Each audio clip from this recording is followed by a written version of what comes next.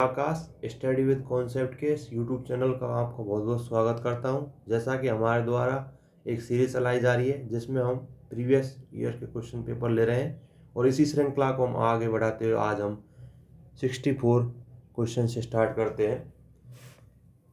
निम्न कथनों पर विचार कीजिए। कथन दे रखे हैं और उनमें विचार करना है। तो पहला कथन क्या है?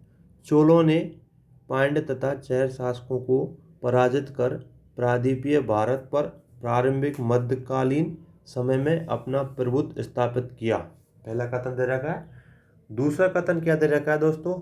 दूसरा कथन दे रखा है कि चोलों ने दक्षिण पूर्व एशिया के शैलेंद्र साम्राज्य के विरुद्ध सैन्य चढ़ाई की तथा कुछ क्षेत्रों को जीता। इन कथनों में कौन सा सही है? ये कथन दे रखे हैं, इसमें से पूछा है कौन सा सही है। तो दोस्तों जैसा आपको यहाँ को पता है कि चोल साम्राज्य जो था, चोल साम्राज्य, इसके बारे में देख लेते हैं पहले हम दोस्तों। चोल जो थे, इसमें चोल शासक था राज प्रथम, जिसने पांड्य तथा चेर शासकों को पराजित किया। कौन सा शासक था? राज प्रथम, जिसने इनको पराजित किया। और प्रायद्वीपीय जो भारत है, प्रायद्वीपीय भारत पर प्रारंभिक मध्यकालीन जो समय था उसमें अपना प्रभुत्व स्थापित किया था। तो दोस्तों पहला कथन जो ये है, जो पहला कथन दे रखा है और यही दे रखा है, तो इस प्रकार पहला कथन तो इसमें सही है। अगला कथन देखते हैं दूसरा, इसके बारे में देखते हैं। तो दोस्तों ये कथन भी सही है और कैसे सही है इसे हम बताते हैं अभी। ये इस पर कैसे सही है उसके बारे में अभी बताते हैं दोस्तों। तो देखो, जो श्रीलंका थी उस टाइम, श्रीलंका, तो उस टाइम क्या था, श्रीलंका के जो उत्तरी भाग,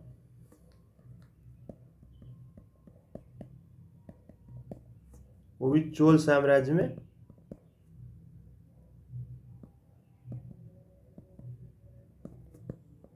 जीत लिया। यहां तक कि मालदीव तक के क्षेत्र जो थे उस पर भी अपना अधिकार या आधिपत्य स्थापित कर लिया था चोल साम्राज्य के जो शासक थे उन्होंने। इसके अलावा दोस्तों जो राजेंद्र जो था, राजेंद्र जो चोल शासक था, उसने न केवल श्रीलंका को जीता बल्कि जो दक्षिण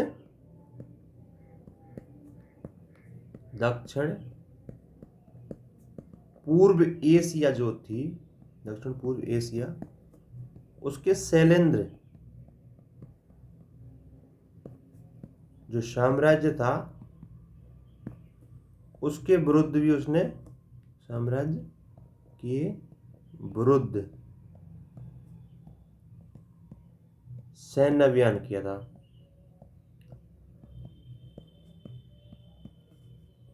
कुछ क्षेत्रों पर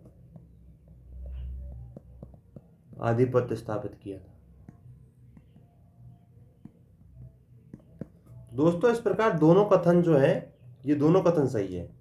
कथन जो दे रखे हैं दोनों कथन सही है और यही हमसे पूछा है कि कौन से कथन सही है। और इसमें जो दोनों कथन है वो पूरी तरह सही है। तो इस प्रकार दोस्तों इसका आंसर हो जाएगा सी। अगला क्वेश्चन देते हैं।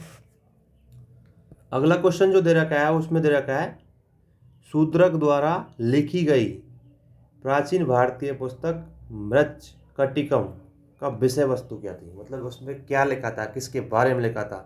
दोस्तों ये तो आपको पता है, ये एक लिखी जो पुस्तक है ये मृच्छकटिकम, ये जो है ये दूसरी सदी ईसा पूर्व में लिखी गई थी और संस्कृत में। कौन सी भाषा में? संस्कृत में। और इसमें ऑप्शन देखते हैं। अब देखो दोस्तों, ऑप्शन देखते हैं तो इसमें हम देखते हैं कि जो पहला ऑप्शन दे रखा है ए, एक धनी व्यापारी और एक गणिका की पुत्री का प्रेम कथा थी ये। दूसरा दे रखा है चंद्रगुप्त द्वितीय के पश्चिमी भारत में शख्स क्षत्रपों पर विजय। तीसरा दे रखा है समुद्रगुप्त के सैन्य अभियान तथा शौर्यपूर्ण कार्य।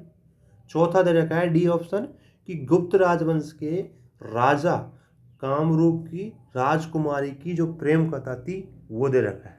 तो दोस्तों जैसे आपको पता है ऑप्शन ए सही है। इसमें कैसे सही है इसके बारे में अभी बताते हैं हम, क्योंकि ये जो कथा थी मृच्छकटिकम, इसमें जो पुस्तक थी इसमें यह बताया गया है कि एक धनी व्यापारी था और एक गणिका की जो प्रेम कथा थी उसके बारे में बताया गया है।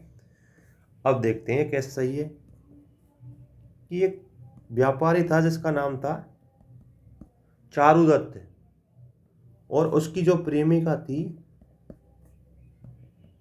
उसका नाम था बसंत सेना। और जो बसंत सेना जो थी वो एक गणिका की पुत्री थी।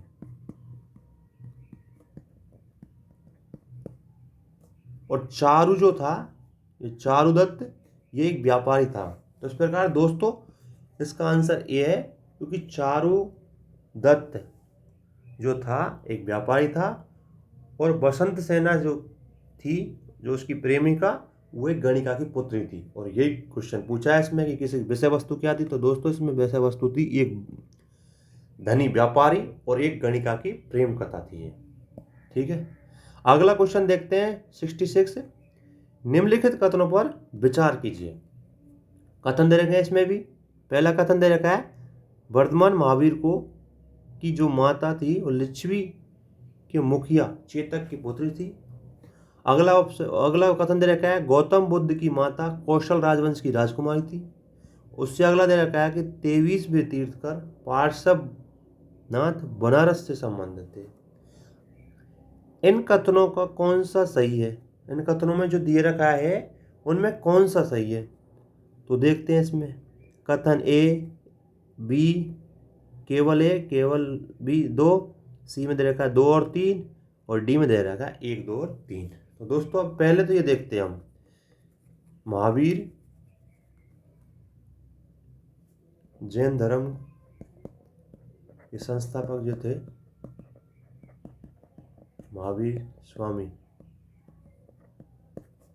इसके बारे में देखते हैं, फिर हम इनके बारे में देखेंगे।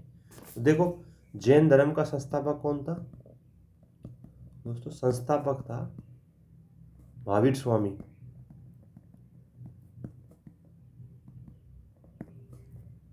जन्म, अब इसके बारे में देख लेते हैं। जन्म 540 ईसा पूर्व में हुआ था। ये हुआ था वैशाली के कुंडग्राम में। ठीक है, 540 ईसा पूर्व में वैशाली के कुंडग्राम में हुआ। पिता का नाम सिद्धार्थ था और जो माता थी उसका नाम त्रिशला। जो लिच्छवी, जो गणराज्य था उस टाइम के प्रमुख चेतक की बहन थी। ये चल रही है बात महावीर स्वामी की चल रही है। और इसमें क्या दे रखा है कि जो महावीर स्वामी के बारे में दे रखा है,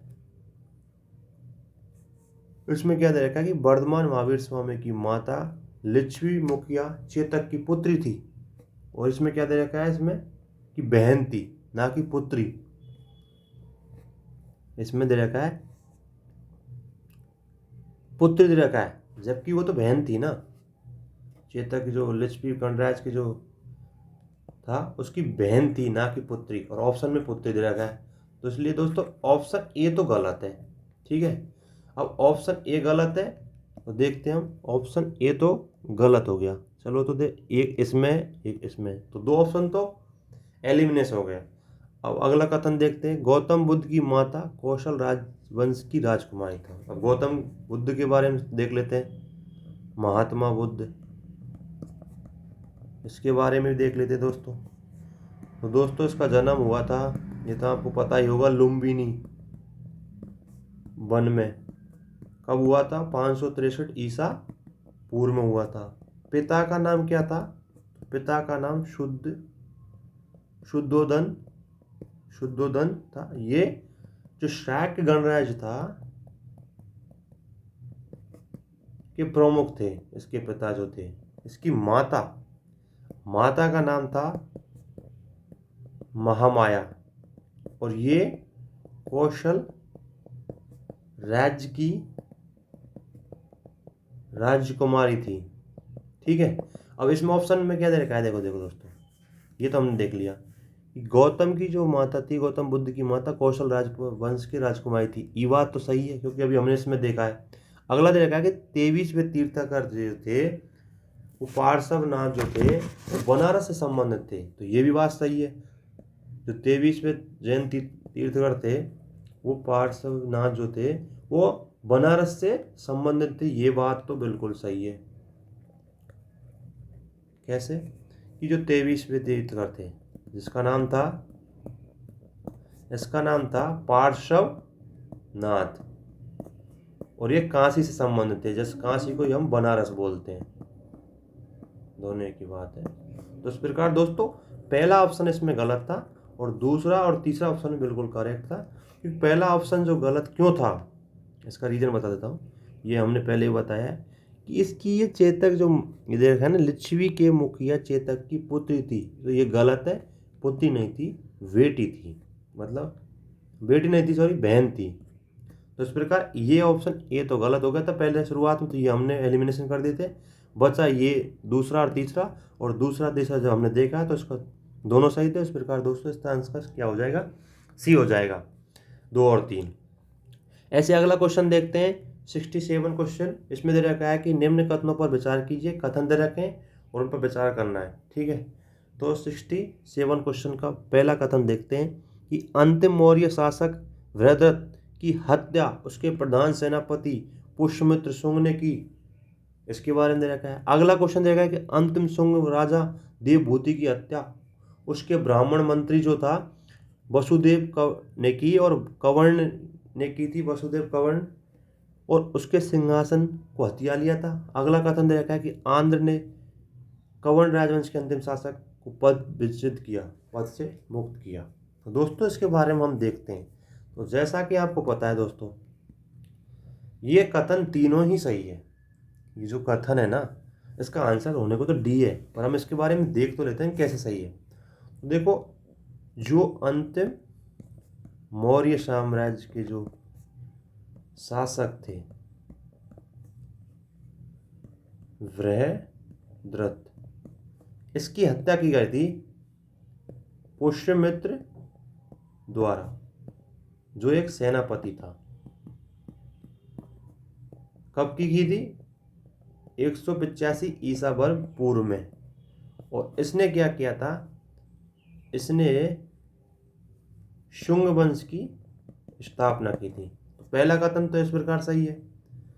और शुंग वंश के जो अंतिम शासक थे देवभूति, इसकी जो हत्या करी थी, वो ब्राह्मण मंत्री जो था, जिसका नाम क्या था? ब्राह्मण मंत्री जो था वासुदेव, इसने की थी। और कवर्ण वंश की इसने स्थापना की थी। ठीक है, कब की थी? 73 ईसा पूर्व में की थी। इसी प्रकार इसका कवर्ण वंश का जो शासक था, अंतिम शासक जो था सुशर्मा, इसकी हत्या 60 ईसा पूर्व में की थी। किसके द्वारा? सुमुख, जो आंध्र और सातवाहन वंश का संस्थापक था। और यही हमको तीनों कथन दे रखे हैं, तो ये इसका आंसर 1, 2 और 3 तीनों कथन सही है। इसका आंसर जो दे रखा है कि भाई कौन कौन से कथन सही है, तो इसका तीनों कथन जो हैं वो तीनों कथन करेक्ट हैं। और इस प्रकार हमारा आंसर निकलता है इसमें डी, 1, 2 और 3। अगला क्वेश्चन देखते हैं दोस्तों, 68। निम्नलिखित कथनों पर विचार कीजिए। चीनी तीर्थयात्री फाहियान ने कनिष्क द्वारा आयोजित की गई चतुर्थ बौद्ध परिषद में भाग लिया। अगला दे रखा है चीनी तीर्थयात्री जो वेनशांग हर्ष के काल में आया और उसने बौद्ध धर्म को प्रतिरोधी पाया। दोस्तों इस क्वेश्चन को भी हम देखते हैं। तो इस क्वेश्चन में जो दे रखा है कथन दे रखे हैं इसमें भी, और इसमें कथन के साथ साथ कारण दे, मतलब कथन दे रखे हैं उसको निकालना है। तो इस क्वेश्चन को देखते तो देखो दोस्तों, जो चतुर्थ, उस दिन भी बताया था हमने बौद्ध संगतियों के बारे में। तो चतुर्थ बौद्ध संगति जो थी वो कनिष्क के काल में हुई थी। पहली बात तो कहाँ हुई थी? कश्मीर में हुई थी। अध्यक्षता किसने की थी? वसुमित्र ने की थी। और इसमें क्या दे रखा है? इसमें दे रखा है कि चीनी तीर्थयात्री फाहियान ने कनिष्क द्वारा आयोजित की गई चतुर्थ महान परिषद में भाग लिया। तो दोस्तों इसमें जो क्या नाम है, फाहियान ने भाग नहीं लिया, क्योंकि फाहियान जो था, ये फाहियान जो था ये बंदा ये आया था चंद्रगुप्त द्वितीय के समय आया था, और ये बौद्ध संगति पहले ही हो गई थी। तो इस प्रकार ये कथन तो गलत है, क्योंकि फाहियान बाद में आया और इसमें दे रखा है कनिष्क के काल में, तो ये कथन तो गलत है। अगला कथन देखते हैं कि चीनी तीर्थयात्री वेनशांग हर्ष के काल में आया और उसे बौद्ध धर्म का प्रतिरोधी पाया। तो दोस्तों ये बात तो सही है कि वेनशांग के टाइम पे आया था, वेनशांग जो था वो हर्ष के काल में आया था, ये बात तो सही है। पर यह गलत है कि बौद्ध को, वो बौद्ध धर्म था उसको उसने प्रतिरोधी माना, बल्कि प्रतिरोधी नहीं, बल्कि वो उसके अनुसार था, समर्थक था। हर्ष जो था बौद्ध धर्म के प्रति समर्थक था, ना कि प्रतिरोधी। तो इस प्रकार दोस्तों इसमें प्रतिरोधी की वजह से इसमें ये भी गलत हो जाएगा, पहला गलत है दूसरा गलत है, तो इस प्रकार इसका आंसर भी डी आ जाएगा। अगला क्वेश्चन देखते हैं कि प्राचीन 69 जो क्वेश्चन है इसमें इसे देखते हैं कि प्राचीन जैन धर्म के संबंध में निम्नलिखित कथनों में से कौन सा एक सही है।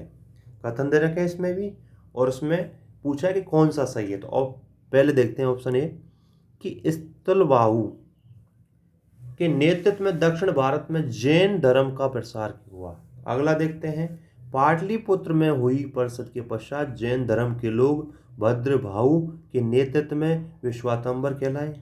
प्रथम शताब्दी ईसा पूर्व में जैन धर्म में कलिंग राजा खारवेल का समर्थन मिला था। अगला देखते हैं बौद्ध धर्म के विपरीत जैन धर्म को प्रारंभिक अवस्था में जैन धर्म के लोग चित्र को पूजते थे, चित्रों की पूजा करते थे। तो दोस्तों आपको पता ही है कि जो दक्षिण भारत है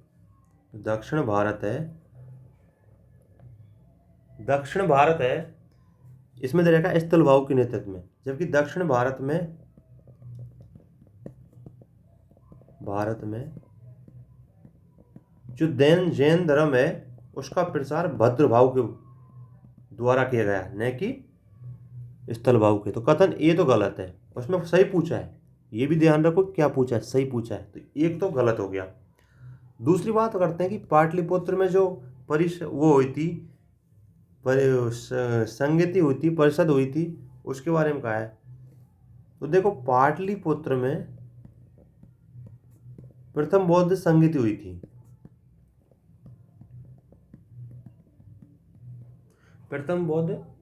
हुई थी, तो और इस संगति का जो नेतृत्व था वो भद्रभाहु ने किया, और भद्रभाहु ने किया था इस संगति का नेतृत्व, और जो भद्रभाहु ने किया तो उसे दिगंबर कहते थे।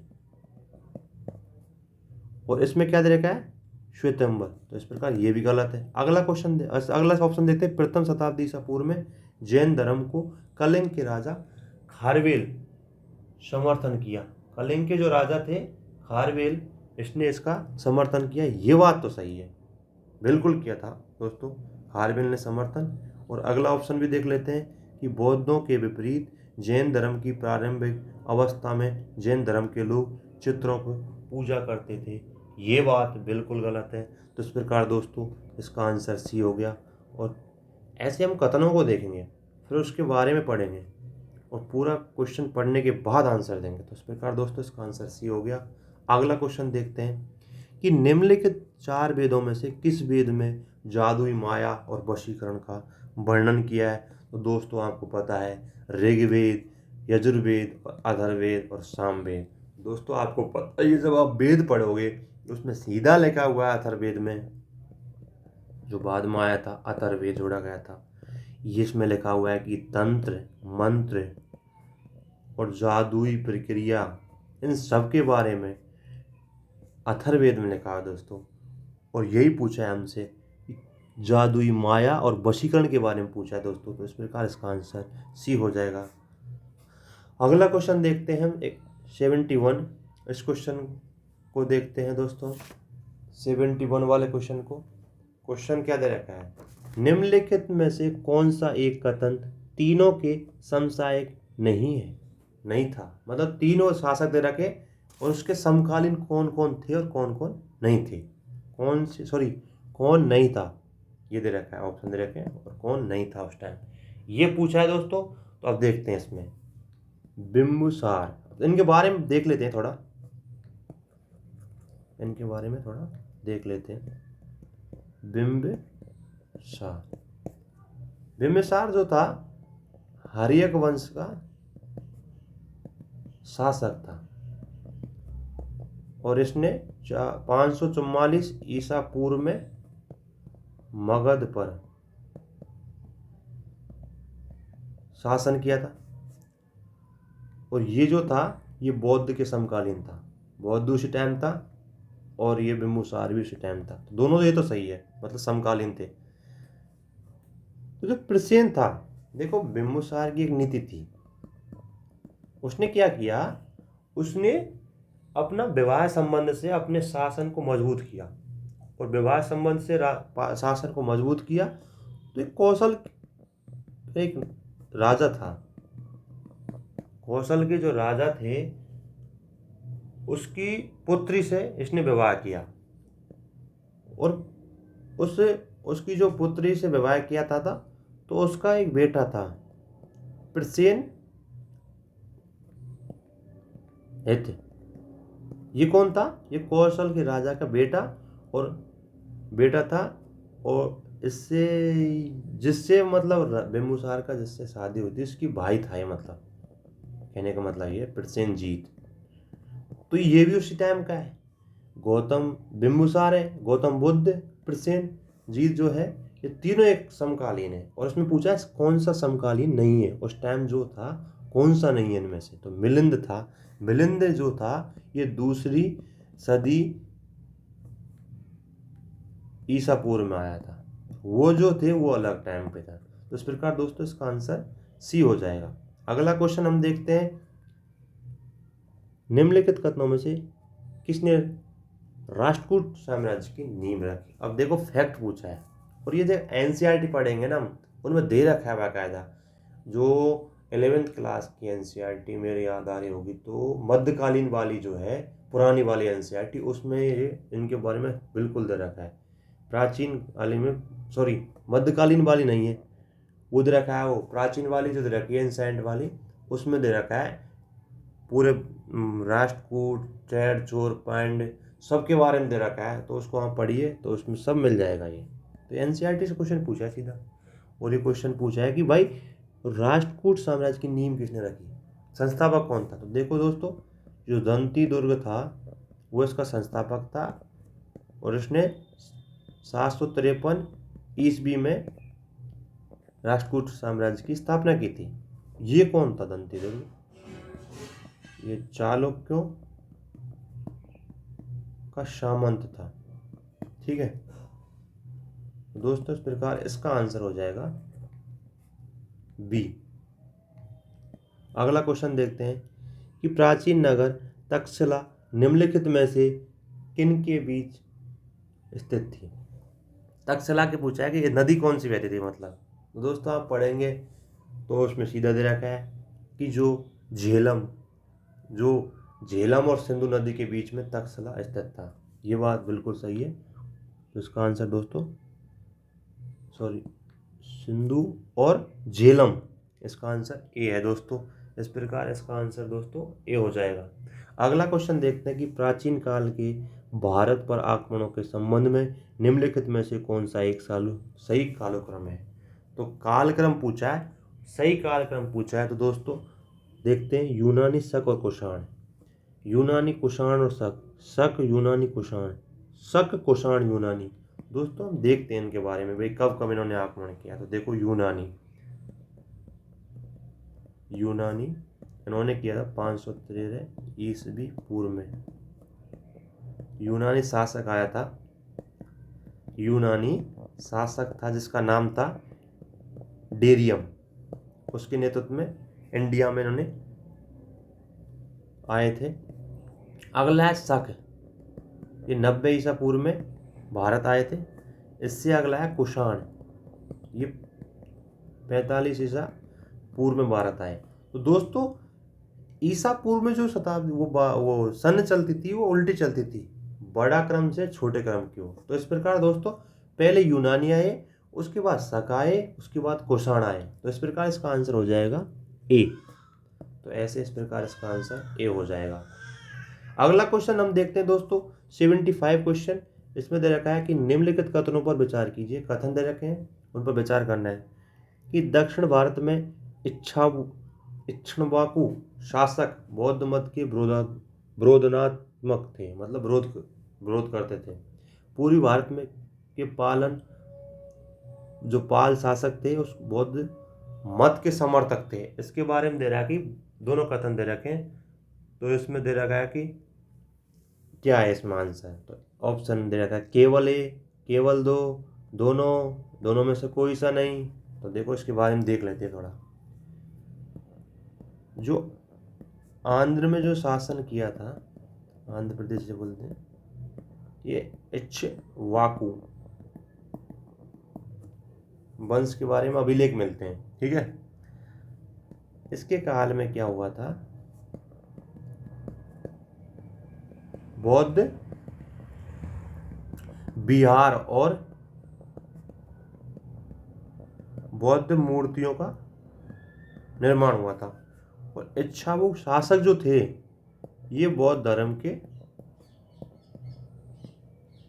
समर्थक थे। और इसमें ऑप्शन में इसमें क्या दे रखा है कि विरोध करते थे। तो ऑप्शन ए गलत हो जाएगा। जो इसमें सीधा दे रखा है कि विरोध करते हैं, मतलब उसके विपरीत दे रखा है। क्वेश्चन जो सही है उसके उल्टा दे रखा है कि उस बौद्ध धर्म का ये विरोध करते थे, जबकि विरोध नहीं करते थे, ये समर्थन करते दोस्तों। तो इस प्रकार एक तो गलत है, ये हटा दिया।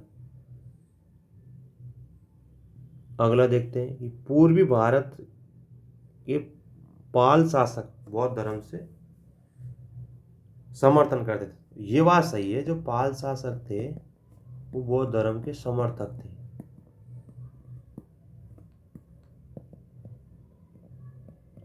और यही दे रखा है इसमें दोस्तों। इस प्रकार इसका आंसर भी हो जाएगा। कैसे हुआ कि हम जब इनके बारे में पढ़ेंगे ना सीधा आ जाएगा। इसमें क्या है, और जो ऑप्शन ए दे रखा है ना, बौद्ध धर्म के विरोधात्मक थे, मतलब विरोध करते थे, तो ये गलत है, ये विपरीत दे रखा है उसके। अगला दे रखा है कि पूर्वी भारत के जो पाल शासक थे वो बौद्ध मत के समर्थक थे। तो ये बात तो सही है। तो इस प्रकार इसको दोस्तों आंसर हो जाएगा बी। अगला क्वेश्चन देखते हैं कि इलाहाबाद स्तंभ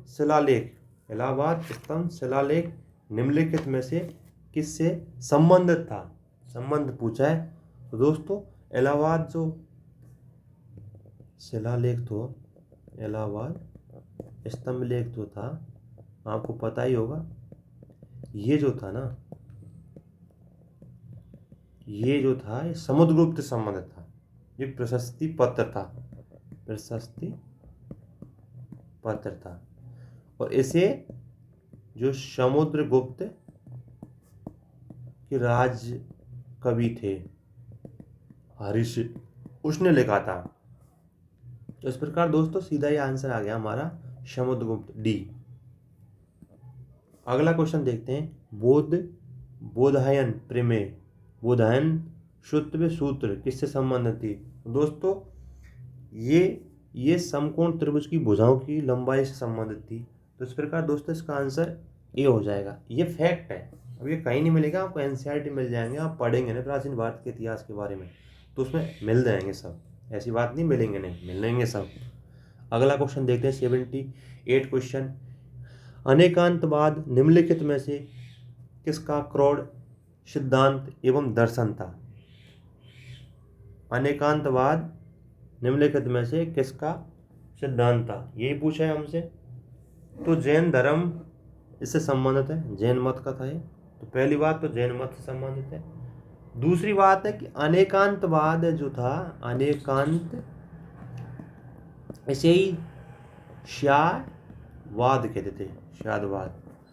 इसमें क्या था? इसमें था कि इसमें क्या है, 7 तरह के सिद्धांत थे। जैसे इसमें क्या दे रखा था, है पहला, जैसे देखो मान लो श्यावाद के बारे में, श्यावाद या अनेकांतवाद,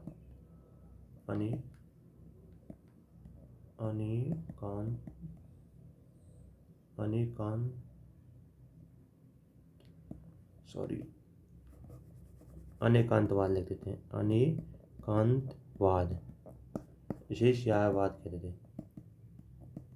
क्या था इसमें, देखो ऐसे था। इसमें दे रखा है, दूसरा दे रखा है नहीं है, तीसरा दे रखा है और नहीं है, ऐसे दे रखे थे। चौथा दे रखा था नहीं कहा नहीं जा सकता। अगला दे रखा था ऐसे, है किंतु कहा नहीं जा सकता। अगला दे रखा था इसमें, छठा जो था, नहीं है और कहा जा सकता है। इससे अगला दे रखा था, नहीं है और कहा नहीं जा सकता। मतलब पहले दे रखा है, फिर नहीं है और कहा नहीं जा सकता, कहा ऐसे दे रखा है। मतलब ये था श्यानवाद, जिसे हम अनेकांतवाद कहते हैं। और जैन धर्म जो था उसका सिद्धांत था ये। तो इस प्रकार दोस्तों इसका जो आंसर है, इसका आंसर बी हो जाएगा, जैन धर्म। अगला देखते हैं। प्राचीन भारत में गुप्त काल से संबंधित गुफा चित्रकान के केवल 2 उदाहरण उपलब्ध हैं। इनमें से एक अजंता की गुफा चित्रांकन है गुप्त काल के चित्रांकन का, दूसरा अवशिष्ट उदाहरण किस स्थान पर उपलब्ध हुआ है? ये सीधा दे रखा है कि अजंता में दे रखा है पहला, तो दूसरा पूछा है। और दूसरा पूछा है ना दोस्तों, तो इससे क्या है कि ये तो पता चल गया कि अच्छा जो ये दे रखा है ना अजंता की गुफा से तो दे रखा है। तो अगला कौन सा था? तो ये क्या बाघ की गुफाओं में दे रखा था, बाघ की गुफाओं के दे रखा था। अब देखते हैं भाई वो दोनों गुफाओं के बारे में क्या क्या था। पहले तो ये देख लो, हम गुप्तकालीन की बात कर रहे हैं, ठीक है। और देखो गुप्त काल में क्या था। गुप्त काल की अजंता की गुफा थी और एक थी बाघ गुफा, ये दोनों उनसे संबंधित है। अब इसमें देखते हैं हम इनकी विशेषताओं के बारे में। अजंता की जो गुफा थी, इसके जो चित्र थे वो धार्मिक, और ये बाघ की जो गुफा थी इसमें जो चित्र थे वो लौकिक चित्र थे, लौकिक। अजंता की जो गुफा थी,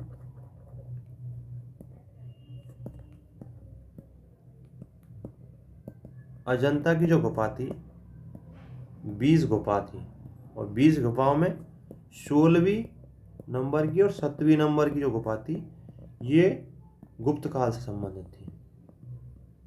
इसी प्रकार बाघ की जो गुफा थी बाघ की गुफा 9 मिली हैं। बाघ की गुफाएं 9 गुफाएं मिली हैं जो गुप्त काल से संबंधित थी। तो यही पूछा है कि अजंता से अलावा कौन सी गुफाएं थी, तो बाघ की गुफाएं थी। तो इस प्रकार से दोस्तों इसका आंसर ए हो जाएगा। अगला क्वेश्चन देखते हैं, 80 नंबर जो क्वेश्चन है कि भारत ने दक्षिण पूर्व एशिया के साथ अपने आरंभिक सांस्कृतिक संपर्क तथा व्यापारिक संबंध बंगाल की खाड़ी के पार बना रखे थे। निम्नलिखित में कौन से बंगाल की खाड़ी इस उत्कृष्ट आरंभिक समुद्र इतिहास के संबंध विश्वसनीय व्याख्या थी। मतलब क्या कारण था कि जिसके कारण व्यापार के बारे में पूछा, मतलब सीधी सी बात है दोस्तों, ये पूछा है। तो ऑप्शन देखते हैं अब कि प्राचीन काल तथा मध्यकाल में भारत के पास दूसरों की तुलना में अति पोत निर्माण तकनीक उपलब्ध थी। प्राचीन काल तथा मध्यकाल की बात है। अगला दे रखा है इस उद्देश्य के लिए दक्षिण भारतीय शासकों ने व्यापारी ब्राह्मणों पुजारियों और बौद्ध भिक्षुओं को सदा संरक्षण दिया। अगला देखते हैं कि बंगाल की खाड़ी में चलने वाली मानसूनी हवाएं ने समुद्री यात्रा को सुगम किया था, कि मानसूनी हवाएं थी जिनके कारण सुगम किया था। तो अब देखते हैं इसके बारे में। तो ये तो पता है आपको कि भारत के दक्षिण पूर्व एशिया के जो दक्षिण पूर्व एशिया से संबंध थे वो प्राचीन काल से ही जो व्यापारिक और सांस्कृतिक संबंध, व्यापारिक जो हो गए, एक तो व्यापार हो गए और दूसरा हो गया सांस्कृतिक, शुरुआत से हमारे संबंध अच्छे थे। ये बात देखो, अब देखते हैं हम ये जो इसके बारे में दे रखे हैं ना, ये बात देखते हैं कि प्राचीन काल में और मध्यकाल में भारत के पास दूसरों की तुलना में अति उत्तम पोत निर्माण की तकनीक थी। ये दे रखा है हमको। तो ये इसके बारे में दे रखा है कि ये तकनीक थी इसके बारे में। दोस्तों जब हम देखते हैं, और इसके अलावा दे रखा है कि इस उद्देश्य के लिए दक्षिणी भारतीय शासकों ने व्यापारियों के ब्राह्मण पुजारी और बौद्धों को सदा संरक्षण दिया था। अभी संरक्षण दिया था, ये बात तो अभी सही लग रही है हमको। इसके अलावा हम देखते हैं कि बंगाल की खाड़ी में चलने वाली मानसूनी हवाएं यात्राओं को सुगम बना दिया गया। तो दोस्तों ऐसे पता है हमको, देखो कि इस उद्देश्य के लिए दक्षिणी भारतीय शासकों ने व्यापारी ब्राह्मण पुजारियों के भिक्षुओं को वो दी थी हमने। पर ये बात तो भाई प्राचीन काल में सही है, पर मध्यकाल में ये बात बाद में ये बात सही नहीं है। तो इस प्रकार दोस्तों इसका जो आंसर है ये निकलेगा कि बंगाल की खाड़ी में चलने वाली मानसूनी हवाओं समुद्री यात्रा को सुगम बना देती। ये बात सही है, बिल्कुल ये बात सही है एक हद तक, लेकिन ये नहीं है कि भाई तकनीकी जो थी बहुत उत्तम थी, अति उत्तम, तो ये बात गलत थी। तो ये गलत हो गया। अब ये गलत हो गया तो ये तो गलत ही हो गया, और ये भी गलत हो जाएगा कि ये और भी दे रखा है, तो ये भी गलत हो जाएगा। अगला देखते हैं कि पुजारियों सदा, सदा नहीं, इसमें दे रखा है सदा, सदा तो नहीं दिया था संरक्षण, पहले दिया था पर सदा नहीं दिया था, सदा की वजह से ये गलत हो गया। ये दे रखा है कि बंगाल की खाड़ी में चलने वाली मानसूनी हवाओं ने समुद्री यात्राओं को सुगम बनाया। तो ये बात सही है दोस्तों, इस प्रकार इसका आंसर सी हो जाएगा। अगला क्वेश्चन देखते हैं कि जैन दर्शन के अनुसार सृष्टि की जो रचना थी, वो पालन पोषण था, वो किसके अनुसार हुआ था।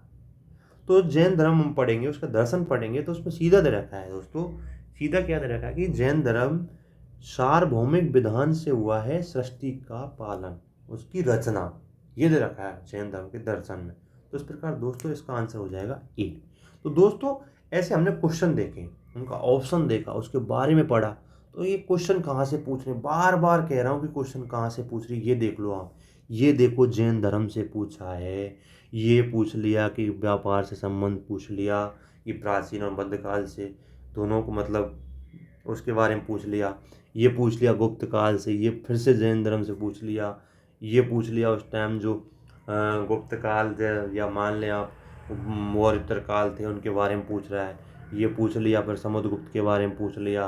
अब ऐसे करके देखो, ये नदी के बारे में पूछ लिया, तक्षशिला के बारे में, मौर्य काल में जो जो तक्षशिला थे उसके बारे में पूछ लिया कि कौन कौन सी नदी के बीच स्थित थे। ऐसे ही सब क्वेश्चन यही पूछें। कोई कौन सा विदेशी यात्री आया, उसने क्या बोला, उसका कौन सा कथन सही है, आखिरकार वो किसके काल में आया था, उसका दर्शन क्या है, उसने ये भारत के बारे में क्या बोला। इसके अलावा महावीर स्वामी, बौद्ध, जैन, यही पूछे क्वेश्चन बार बार। किसी कृति के बारे में पूछ लिया, उसकी विषय वस्तु के बारे में पूछ लिया। तो दोस्तों सीधी सी बात है, हम इतना पढ़ेंगे, हम केवल उन चीज़ों को पढ़े ना जहाँ क्वेश्चन यूपीएससी बार बार पूछ रहा है। डिमांड क्या है यूपीएससी की, उसका अनुसार हमको क्वेश्चन का आंसर देंगे हम। हमको ज्ञानी बाबा तो बनना नहीं है, हमको पीएचडी करनी नहीं है, हमको क्वालिफाई करना है ना, यूपीएससी को निकालना है ना प्री को। तो फैक्ट फिगर तो आपको पढ़ने पड़ेंगे दोस्तों। और एनसीईआरटी इसमें बहुत काम आई है। एनसीईआरटी क्वेश्चन ठीक ठाक मिले हुए हैं इसमें, अगर आपकी समझ हो जाएगी तो एनसीईआरटी से आप समझ जाएंगे। तो दोस्तों इसी वीडियो को हम यहीं समाप्त करते हैं और आशा करते हैं कि आपको अच्छा समझ में आएगा। और दोस्तों आप सबसे बड़ी प्रॉब्लम क्या है कि आप क्या लगातार वीडियो को देखते नहीं हो और ना कोई कमेंट फीडबैक देते हो कि क्या इसमें सही है, क्या और सुधार करना चाहिए। आप फीडबैक दोगे तभी तो हम कर पाएंगे कुछ हमारा आपका सहयोग। तो इस प्रकार दोस्तों हम इस वीडियो को यहीं समाप्त करते हैं। दोस्तों जय हिंद,